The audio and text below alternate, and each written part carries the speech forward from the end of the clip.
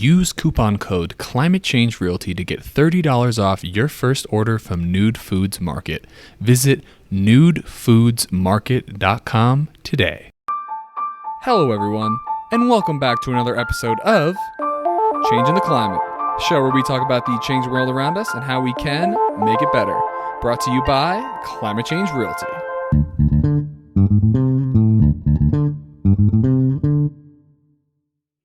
All right. Hello, everybody, and welcome back to another episode. I am very excited and very excited, actually, to welcome my guest, Verity Noble. Hi, everyone. Excited to be here. We're really excited to have you. We're going to have an awesome conversation ranging over a bunch of topics. But of course, before we get started, or as we get started, we always like to get a little bit of background on who you are, how you got to be doing what you're doing at the moment. Awesome. My name is Verity Noble, and I am British, as you can tell from my accent. I am a mum of two amazing little girls who are currently 6 and 7. And I'm wife to another entrepreneur. I love outdoor activities. You can mostly find me like skiing, mountain biking, trail running, kite surfing, whatever it is. I like to be moving at all times. I also meditate to balance that out a little bit and like to have a daily gratitude practice. It's what kind of keeps me sane. And then a little bit about why I'm in Boulder with the British accent probably would be interesting. So back in 2013, I got offered a dream job here with the Unreasonable Institute, which is an accelerator for impact entrepreneurs who are affecting at least 1 million lives. And I said, I have a British passport, which probably fills you with horror, but here are, but I could do this. And we got together and it worked out really great. And I worked there for 5 years and absolutely loved it. And then in terms of how I got into doing what I'm doing, I've been obsessed with zero waste for as long as I can remember, honestly. I look at everything humans are producing and putting into the earth, and I find myself constantly worrying about where the heck it's all going. I don't know if you've ever seen the movie WALL-E, but that's basically what runs through my head. It's this movie, if you haven't seen it, where human race has basically obliterated all the greenery with trash. And it just seems crazy to me that somewhere like Boulder, which claims to be so eco-friendly, didn't have a zero waste store. So I've been wanting to start one for ages, and then serendipity hit, and I met 3 other people who wanted to do the same thing. And we got together and made Nude Foods happen. You're awesome. How did you originally get connected with So we actually had Will Butler from Unreasonable Group on this podcast. So what is Unreasonable Institute? How is it different from the group? And how'd you get connected to begin with? Well, Will actually did used to work for Unreasonable Institute as well. They were part of the same organization. And then Unreasonable Group split off to be a for-profit arm of Unreasonable. And Unreasonable Institute, it then got very confusing because both were doing kind of slightly similar things. And after I left, but I think there was, some hard decisions to make. And so Unreasonable Institute became Uncharted. So now they're definitely very separate organizations. Right. Is one like a nonprofit and one like for-profit? Is that how it Yeah, works? Uncharted is a nonprofit. Unreasonable Group is a for-profit. So you were working with Unreasonable Institute, which was initially a nonprofit? Yes. And how did you find out about them? How did you get your name into the hat? How did it work? I was doing an MBA in Spain, which was focused on impact entrepreneurship. And I did a kind of a consulting gig in South Africa, helping impact companies there. And a friend of mine who was part of that sent me an email and said, "Oh my goodness, this is the perfect job for you." Actually, that's not entirely true. He had told me that his dream job was this organization called the Unreasonable Institute. And he told me they were in Colorado and what they did. And it's so funny. I always told the guys, in my head, I had this image of these cashed out entrepreneurs working from a giant ski chalet. Anyway, it turned out it was a load of really young guys straight out of school who were just doing amazing things, working out of a frat house, of all things.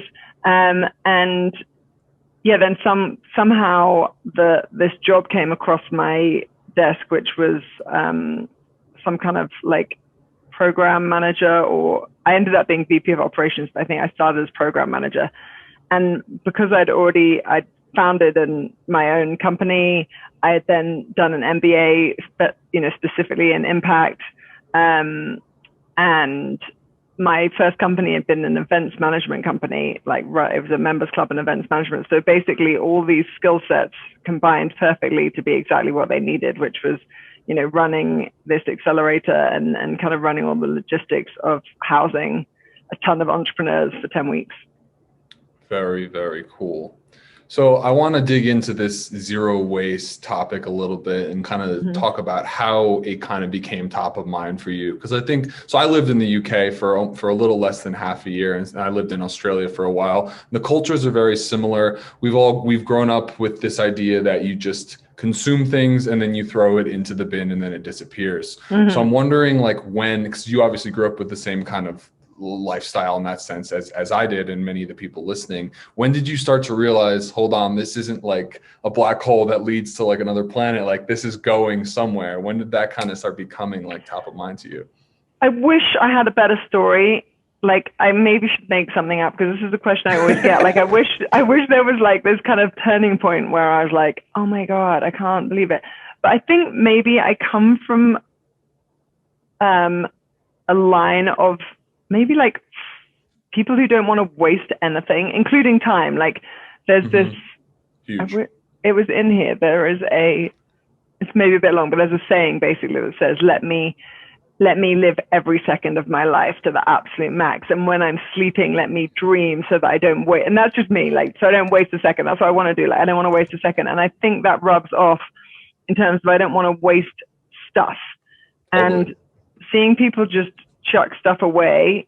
And I grew up on a farm, and my dad planted like 12,000 trees, and, we're really into conservation, and, and he'd like, anyone who overfills the kettle, he would be like, no, that was just a waste of energy, kind of thing.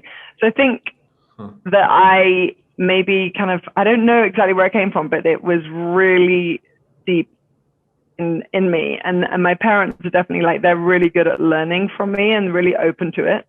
Not everyone is, and they're getting a lot better than they were, but it's still a challenge.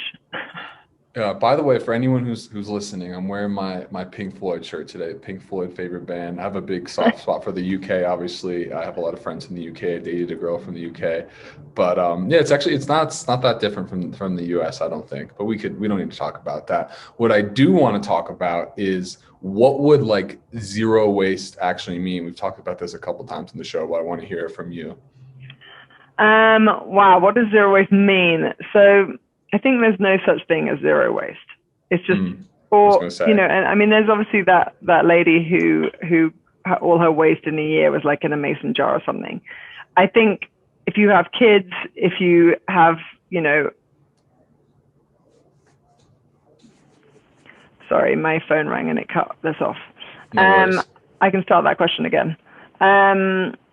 So what is my meaning of zero waste? Yeah.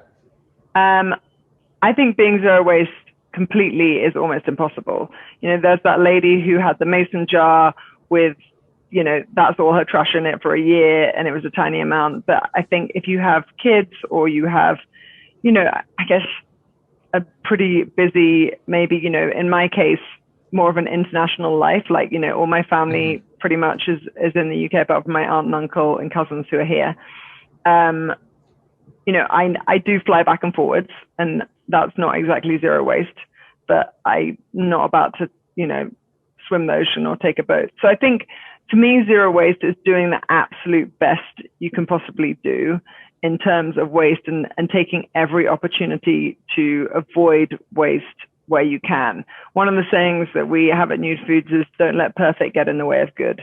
We don't want people to think that we're like super preachy and like, oh, you can only come and shop with us if you're totally zero waste. That is not true. Anything you can do is awesome. Like, I want people to do everything, obviously, but anything is better than nothing.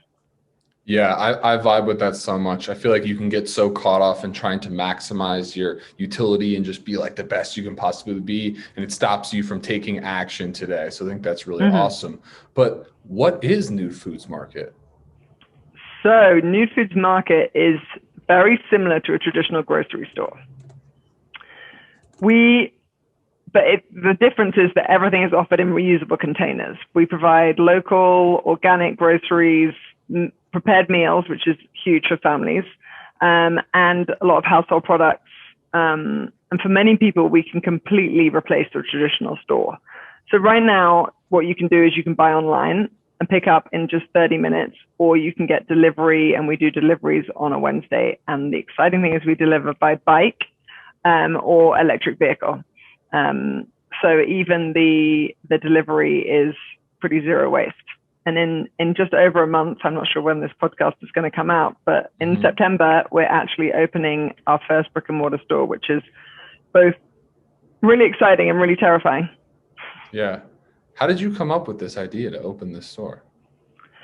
In terms of from the delivery to opening the store in the first place. Like in the first place, like how did you like find this need and then just like create the solution? So I think I was, have been trying to be as waste free as possible for as long as possible. And when there wasn't a zero waste store in Boulder, I would drive to Longmont every 3 months. I'd take all my containers and I'd go and fill up at Simply Bulk. Yeah. Yeah, and their Simply Bulk is amazing. Like Heidi, who runs Simply Bulk, has been a huge supporter of us, which is incredible given, we're probably going to take a few of her clients. And, she gave us a load of old dispensers. She's given us tons of things and loads of advice, and she's been amazing. So I used to go there every 3 months and fill up on everything and then come back here and then, shop in the traditional grocery store for day-to-day things. And, drives me crazy that people bag their vegetables in plastic bags. I don't know why the heck people do that. But, yeah, I'd insane. I'd like, and if I forgot my bag, I'd put, people always love this anecdote. I'd put like my green beans in my pockets, and then I'd get them out of my pockets and put them on the thing and then put them to go through the checkout and then put them back in my pockets. Hold on, let's explain the alternative though, because I even at the checkout, someone had just been like, why do you have these things in like reusable bags? I don't think there's many people who use reusable fruit and vegetable bags instead of plastic, I don't. right? I actually use nothing. I don't need to bag them. I always think the person at the cashier is not stupid. They can tell the difference between a banana and a potato. So yeah. I don't need to separate them. I just put it on there. You just put it in your grocery cart? Yeah. Interesting. I use like little fruit, like reusable fruit bags. That's great too. Yeah, but yeah, I think it's don't like use a any sanitary thing. I don't know. Yeah, but see, that's so funny. I posted on Facebook about how crazy it was that people use plastic bags.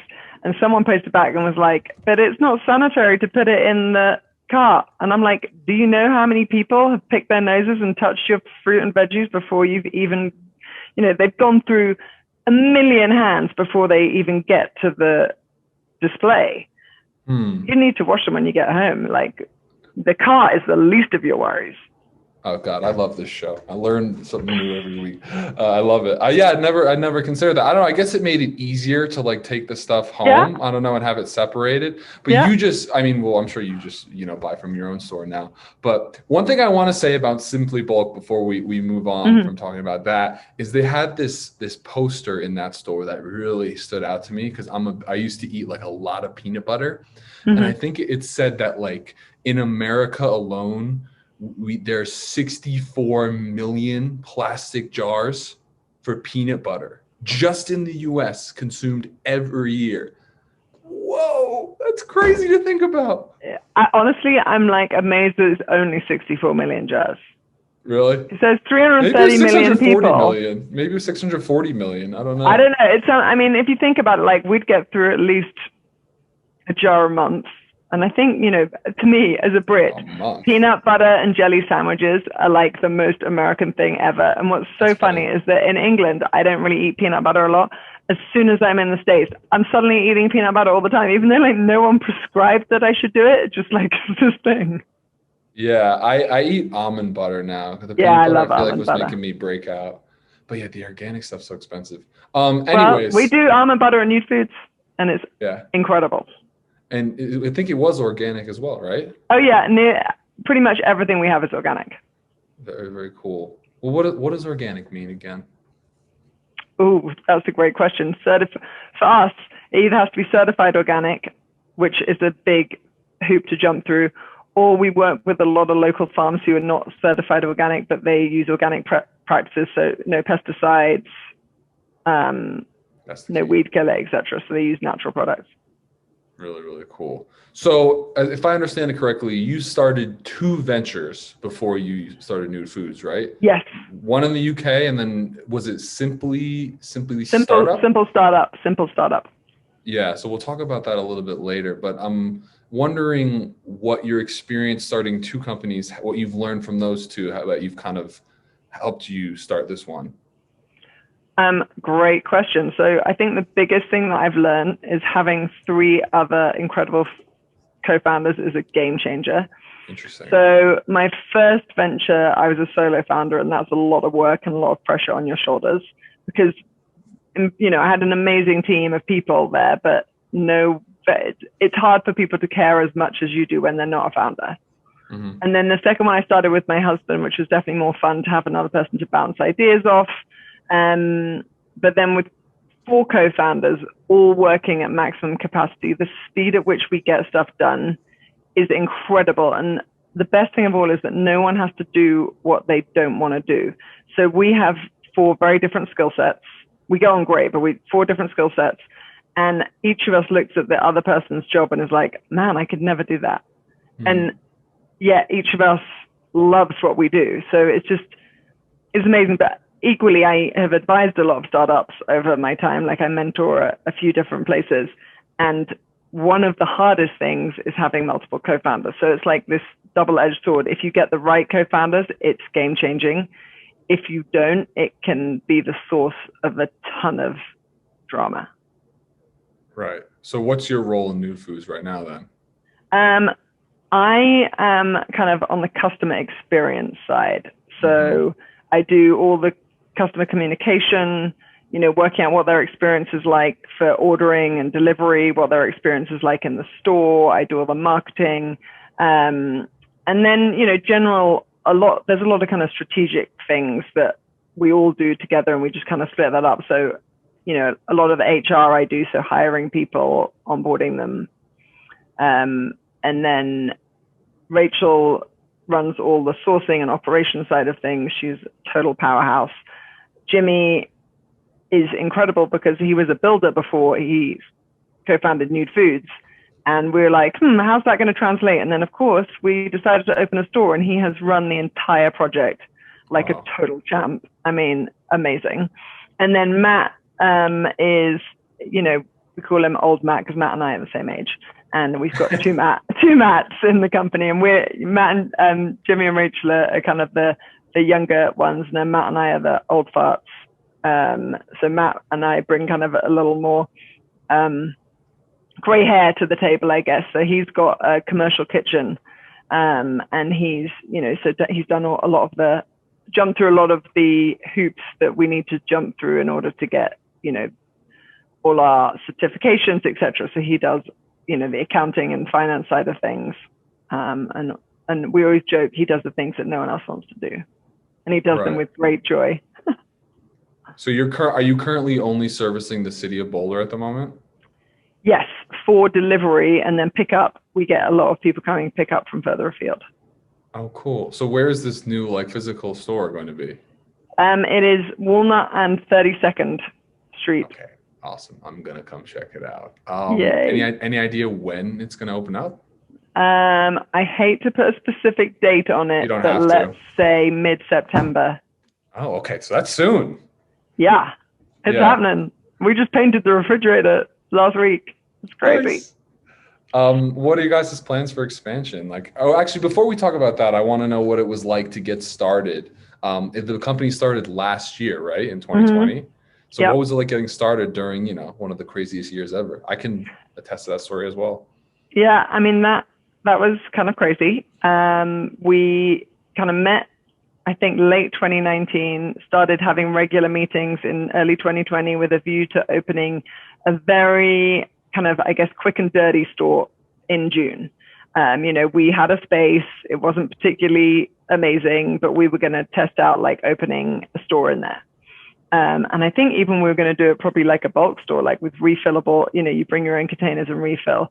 And anyway, then the pandemic hit, and I can remember the meeting, and we were like, should we just like wait this out and then, launch the store later? Thank goodness we didn't. We decided to pivot and change to a delivery model. And that was the best thing we could have ever done because it was so low risk. I mean, we each put in $2,000. So we had $8,000 of startup capital, and we were, cash flow positive within a couple of months. It was really quick. And it was so easy because we were just delivering one day a week, and we got pre-orders by the end of the day on Sunday. Then we changed it to lunchtime on a Monday, but we used to say order by the end of the day on Sunday, and then you get your delivery on Wednesday. So it enabled us to do just-in-time ordering. And it was very simple. We're definitely adding a ton of complexity by opening a store. But basically, we grew really fast, and we aimed for 3 new customers a week, and we got 17 or 18 new customers a week. But the issue is with that is people like to be able to kind of see and feel and touch things. Mm-hmm. And, I think we got the hardcore, the more dedicated zero wasters kind of really into it. Like we have 40 5-star reviews on Google already. People absolutely love this.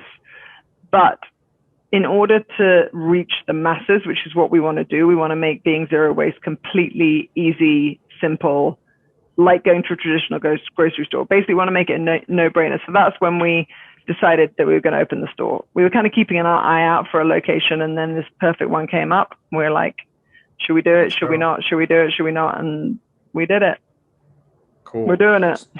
So to be clear, you guys don't use any sort of packaging when you deliver your food, or do people buy reusable containers from you, or do they continue their own? How does it work? So imagine it's like a normal store, but everything is in mason jars. And you just you get your order in a mason jar, and when you're finished with it, you just put your mason jar in the box outside your door, and we'll pick it up when we do your next delivery. And you pay a deposit per mason jar, and then you get that back when you return the jar, minus a small cleaning fee. Do you think something like this is actually like a scalable long-term solution to like all these issues we have with packaging? I mean, we're all so used to like getting cardboard boxes delivered to our house, using plastic containers all the time. Do you actually think this could scale out to the rest of the country? That's a great question. I think because we're making Nude Foods as close to a traditional grocery store as possible, we do think it's scalable. So, the bulk stores, I think, are too crunchy for most, where you have to go and refill your own container and weigh it. It just takes too long. Mm-hmm. Getting people to change their habits is hard. So making the change as small as possible is key. The biggest challenge for us is that our business model is more labor intensive than most grocery stores. Most stores, they buy in product and then they sell the product, and that's it. Whereas we, buy in product in giant containers, which are ideally reusable or recyclable. Then we distribute it into mason jars. Then we sell it. And then we have to collect the mason jars and clean them and refill them. So there's definitely, more steps to what we're doing, but we're constantly kind of streamlining the process and making it better. Right. So what exactly is like wrong with plastic to begin with? Do you have like a firm explanation for why plastic is bad news? Can't you like recycle plastic, right? No? Yeah, let me tell you about recycling plastic. I obviously know I've got a stat here somewhere. We're good. I'm just looking for. And then, go ahead. No, what were you going to say? I don't know. I'm just thinking about like alternatives to plastic, like using like algae or something rather than just getting rid of packaging completely. I'm just trying to find a way to like get this change going as quickly as possible, because we're going to talk, there's lots of pollution from plastic. Yes, I know, right? While we're speaking, literally it's being poured into the ocean. So what is wrong with plastic? Because people are like, but it's recyclable. I met with someone who said, oh, I can provide my product. I'll just take all the packaging off and recycle it before I give it to you. And I'm like, well, that's not really the idea. So plastic basically has a very limited value as a commodity because its quality degrades every time it's reheated. So consequently, most plastic is only reprocessed once before it goes into landfill. So basically what we're doing is downcycling it rather than recycling it because it's, such a limited life.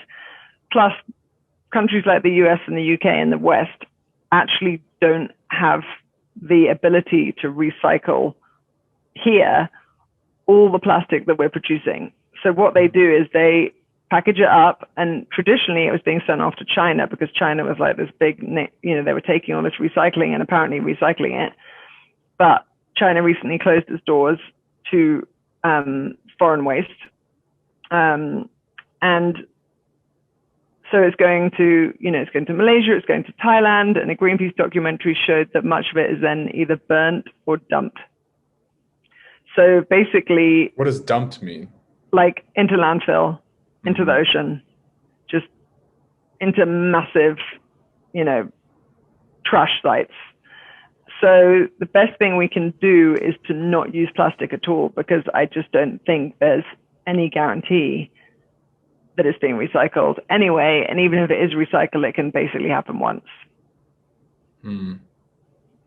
And I think I read somewhere like there's 6.4 billion tons of plastic produced a year or something. Oh no, since kind of like plastic was being used for packaging, and we've only recycled like 9% of it. Yeah. So where's the rest of it? Exactly. That's the thing that keeps me going. Where is the rest of it? There's got to be mountains.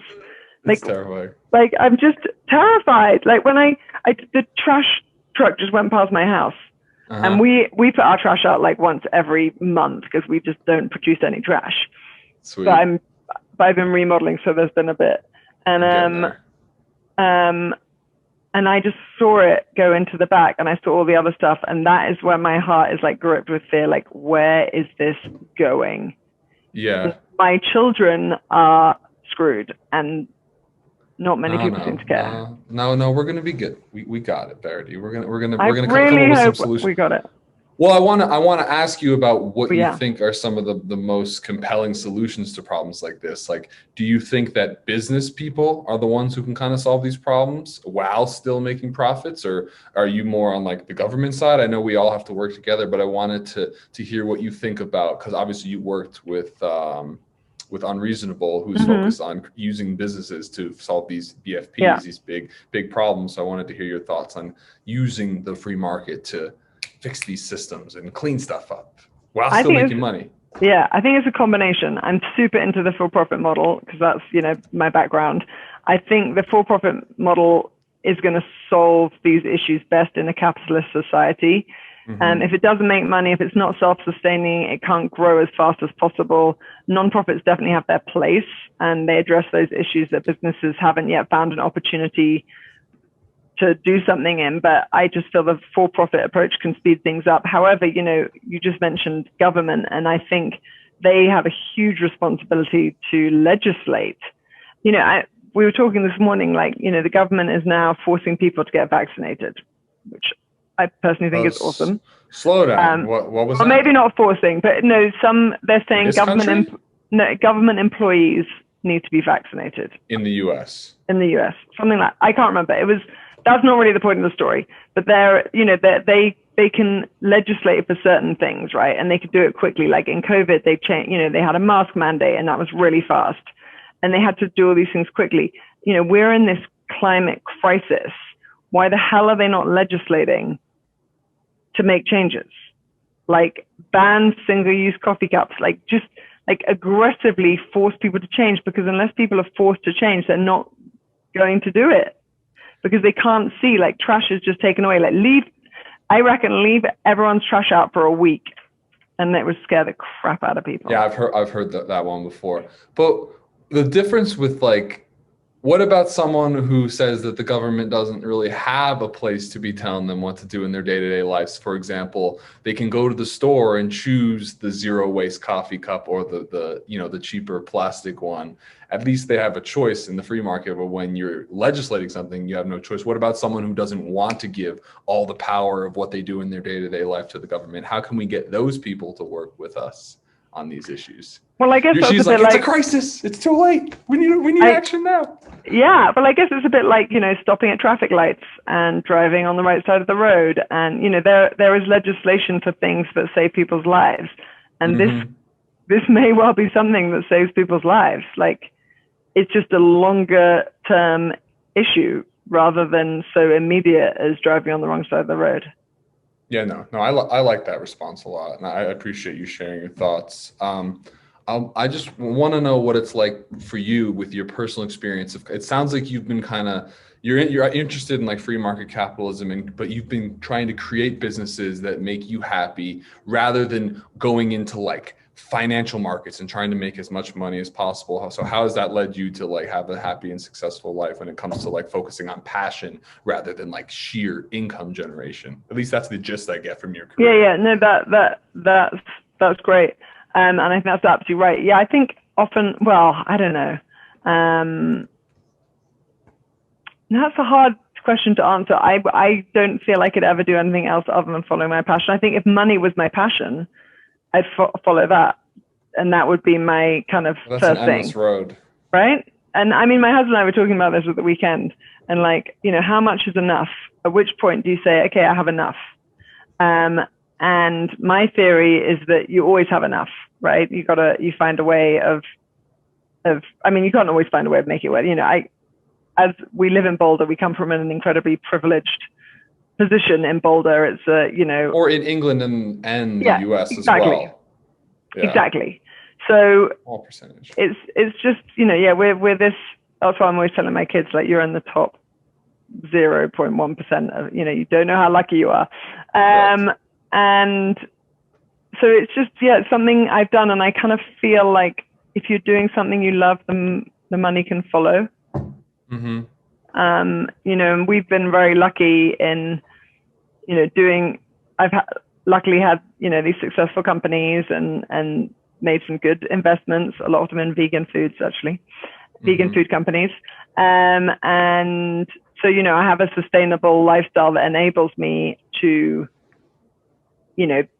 do something like Nude Foods, where I'm not earning any money right now because it's still a startup. And, the previous stuff I've done, it's a very young one, but the previous stuff I've done has enabled me to get income from elsewhere to do what I love. So, I mean, I think I would always, if I had any advice for people, I'd almost say, like, go do that corporate thing for a few years, earn a load of money, invest wisely, and then use that to go and, because I actually also think you learn a lot from these big corporations.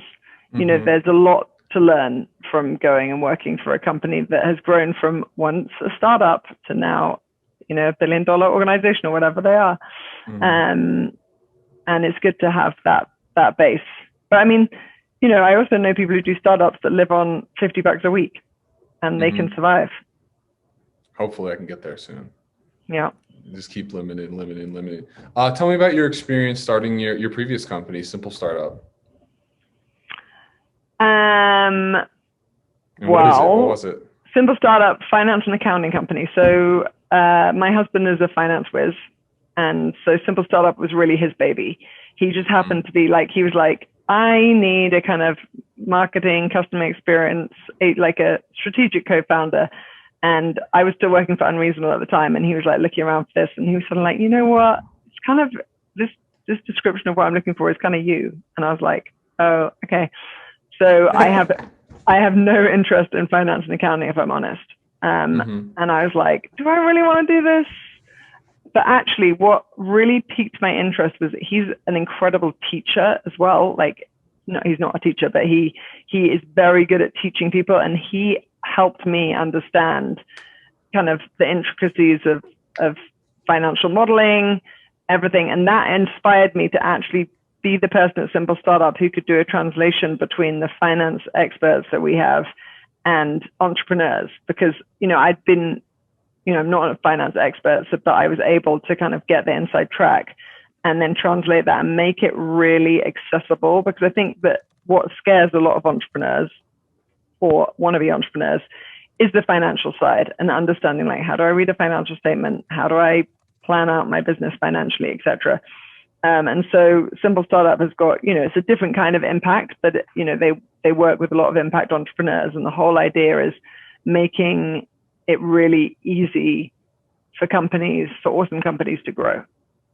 Yeah. So I was supposed to only be there 6 months to kind of get it off the ground, but I ended up staying 5 years. So I was clearly having a good time. Yeah. What else are you passionate about beyond like zero waste startup companies? Anything else that comes to mind? Well, I mean, the other thing that I have traditionally been really passionate about is homelessness in Boulder, working with the unhoused, because that, I don't know if I just find it soul destroying that people are outside feeling unloved and, don't have a place to go. I find it insane that a wealthy country like the US, in particular a wealthy city like Boulder, allows this to happen to our fellow human beings.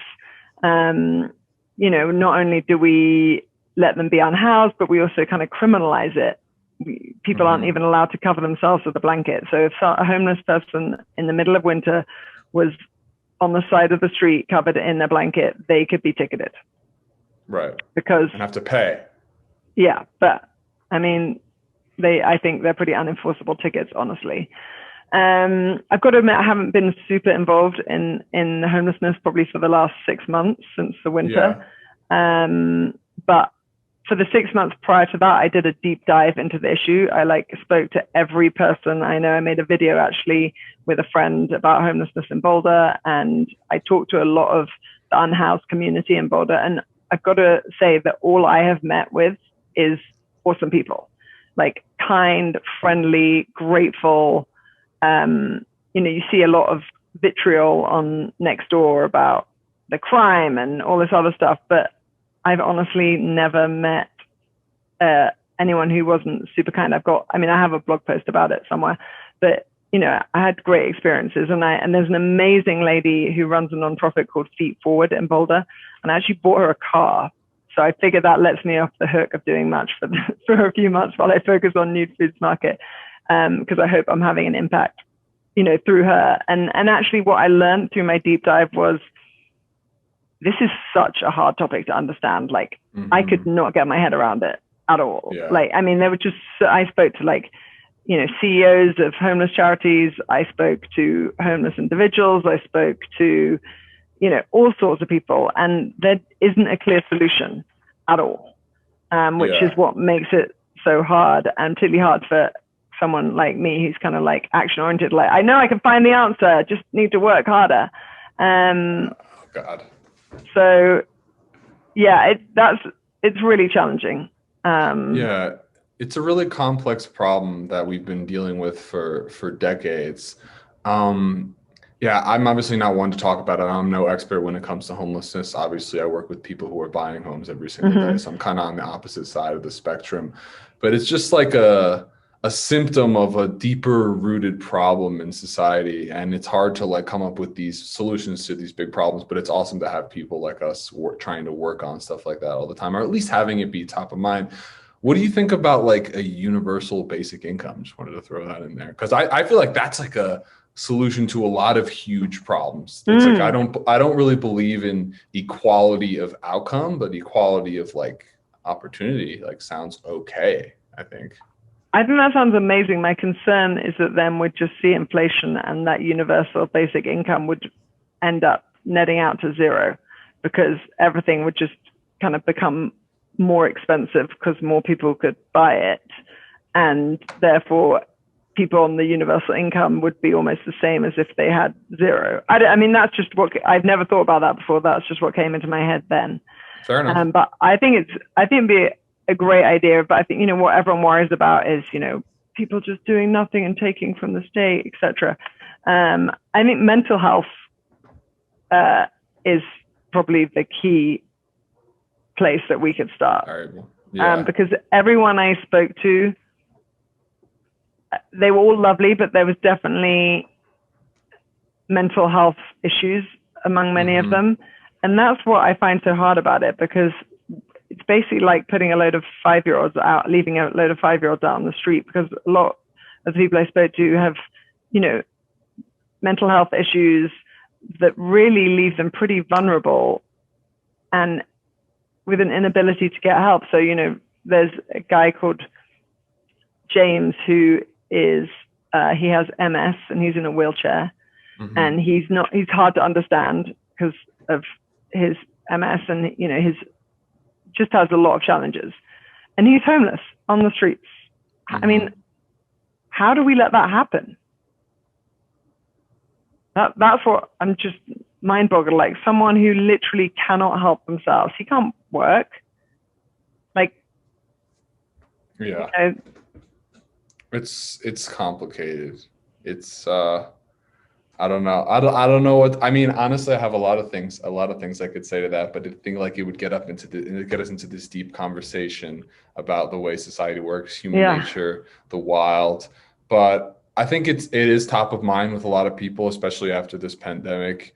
And I mean, it's similar with climate change. Like, inaction, I think people are kind of done with inaction, especially with homeless tents and encampments piling up like back in California. Like, people want action. And I think as more and more young people who have grown up in a world where they're seeing these problems over and over again, who are dissatisfied and have the means to change them because they come from good education and are willing to work hard, I'm very optimistic for the future. I think we can fix a lot of these problems. It's going to take people willing to work on them rather than being just purely motivated by profit incentive, which is what I think we've seen over the last 40 years, from what I can tell, which I think is obviously not working. It's not a long-term scalable solution to build an economy, just focusing on making as much money for yourself as quickly as possible. I don't know. Those are my thoughts.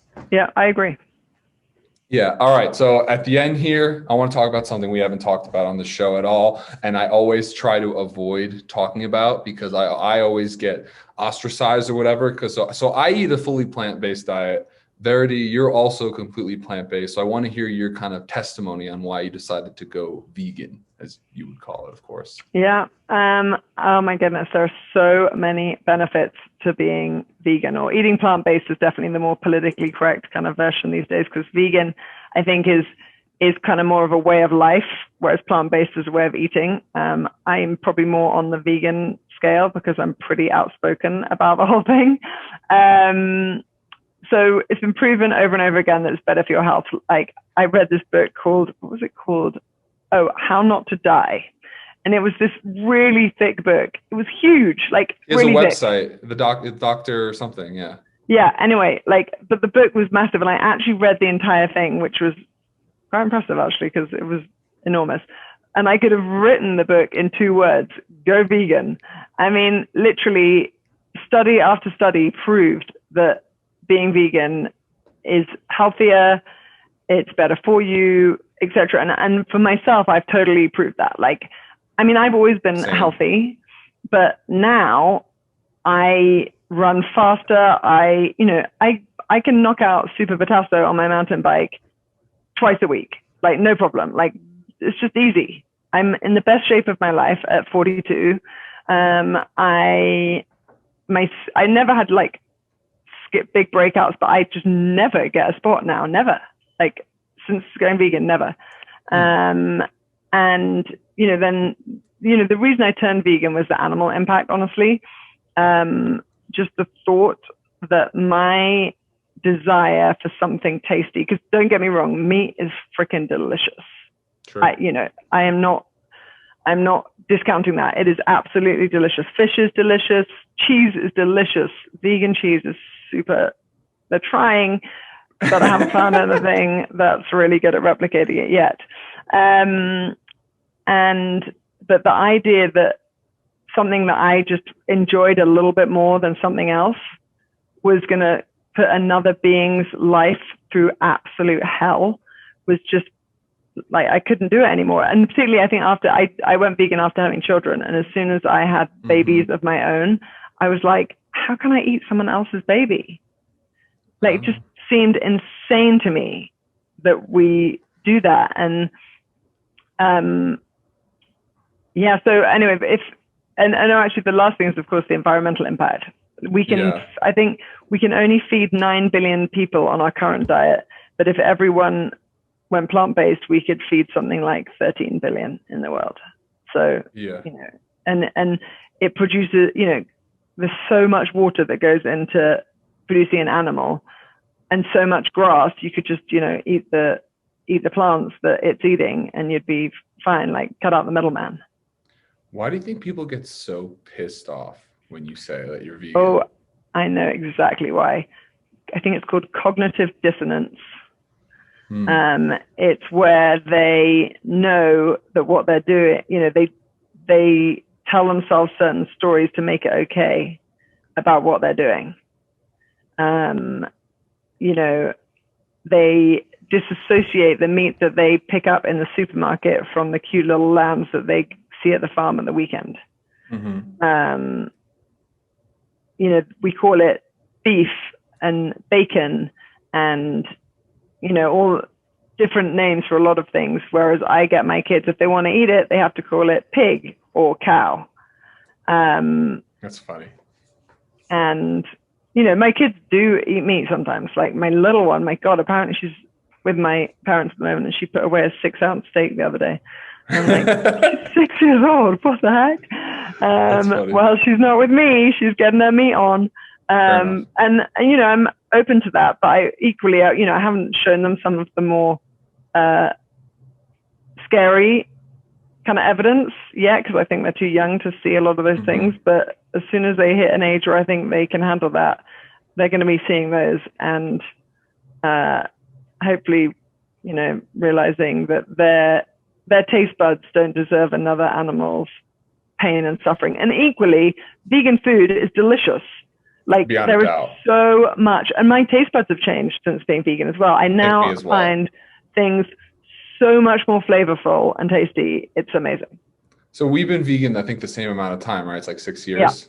Yeah. So here's my thing, is that when I went vegan like 6 years ago, like, it was honestly like, I was whatever, giving up meat, giving up cheese, being healthier, all those consequences, negative or positive, I was ready to deal with. But what I wasn't ready to deal with was when I go out to dinner with people, and then I have to all of a sudden become like this center of attention at the dinner table when we're ordering, and be like, I don't know, no meat, no cheese. And then everyone like looks at you, and you have to like deal with this.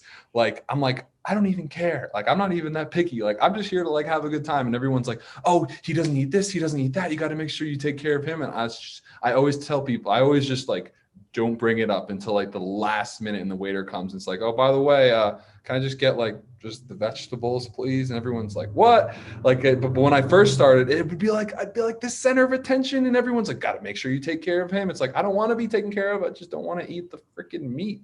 Why is it such a big deal? That was like the only negative consequence I could think of from switching to plant-based, is that you become like this. That's why, and people always are like, oh, that's so weird. Usually vegans are more like you, like outspoken, like what I'm doing is awesome. And I do love the ideals, but I hate telling people what to do. So I'm not the kind of vegan who's going to be like, you have, even though I think it's better, I have all the evidence. People will just be like, fuck you. Like, I don't want to hear it from you at all. So like, I only tell people if they ask, and I wonder if it's an age thing, but more like people are always just interested.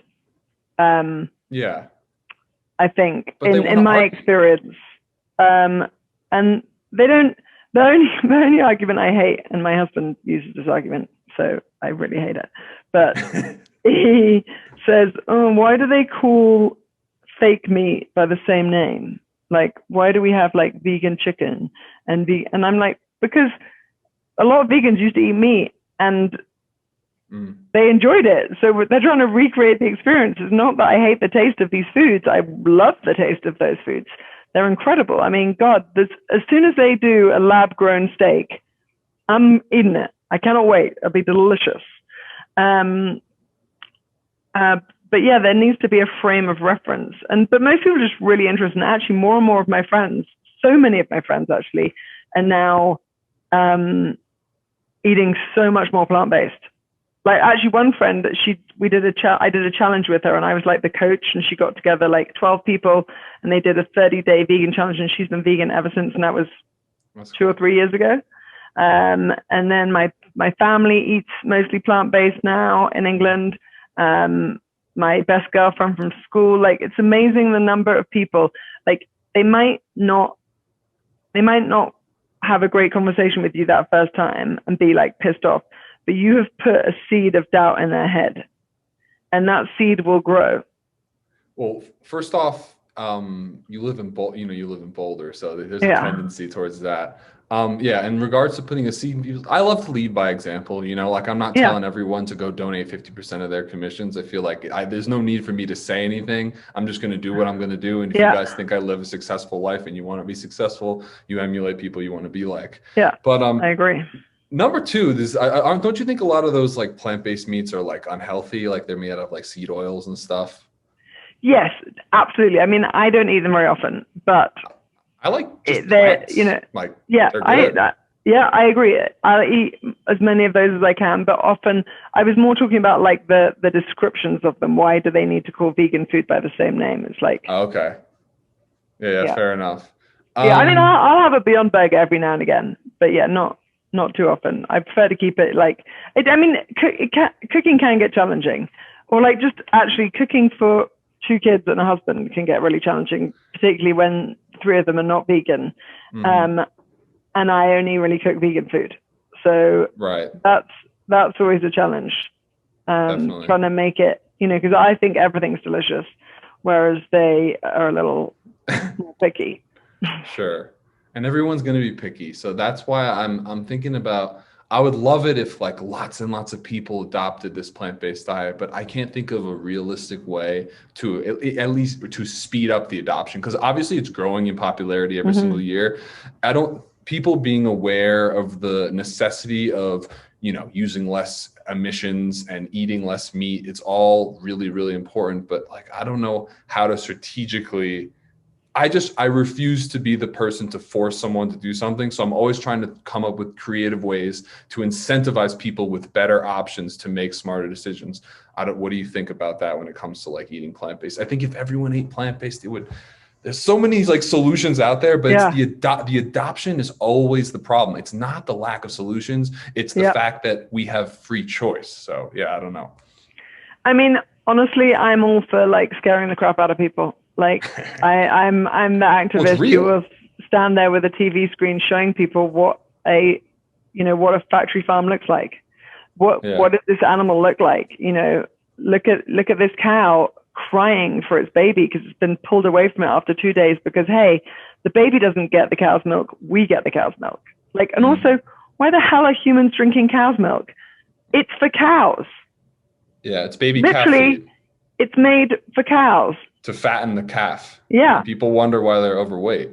Exactly. It's just insane. Like, and it's just become this cultural thing. Like, we don't eat you don't eat monkey milk. You don't, elephant milk, none of those things. Why cow's milk? Yeah, I don't know. Well, thank you for sharing. We never talk about this on the show because it's very divisive, I've found. But I wanted to chat with you about it because I thought it would be fun.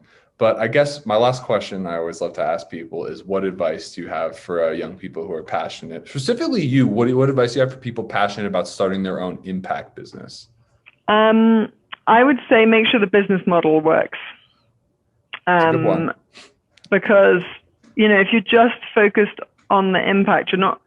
So it's a bit like, actually, I don't know if I've got a good analogy, but if it doesn't work, if the business model doesn't work, you're not going to make any impact. So it has to work in order to make extra impact. So for example, we could reduce the price of various things and sell more and make a bigger impact in terms of saving jars, but we're not going to survive if we do that because we won't be financially viable. I think surround yourself with other passionate people, as doing it on your own can be really hard. And start small, like find a way to lean test the idea without spending a load of money. For example, like I said, we started Nude Foods Market with $2,000 from each of us, 4 founders. And because we're only delivering once a week, it was really fast to build up some cash in the business. We proved the concept with very little risk. And now we're taking the big leap of opening a store, which is costing a fortune. So it's a lot more risky. Impressive. But we were able to iron out a lot of the issues and learn so much by starting small. So, I always think go to a lean startup weekend or a startup weekend kind of thing. And you can test. So there was one company that I tested, which we nearly started, but we ended up not doing. It was a career mentoring website.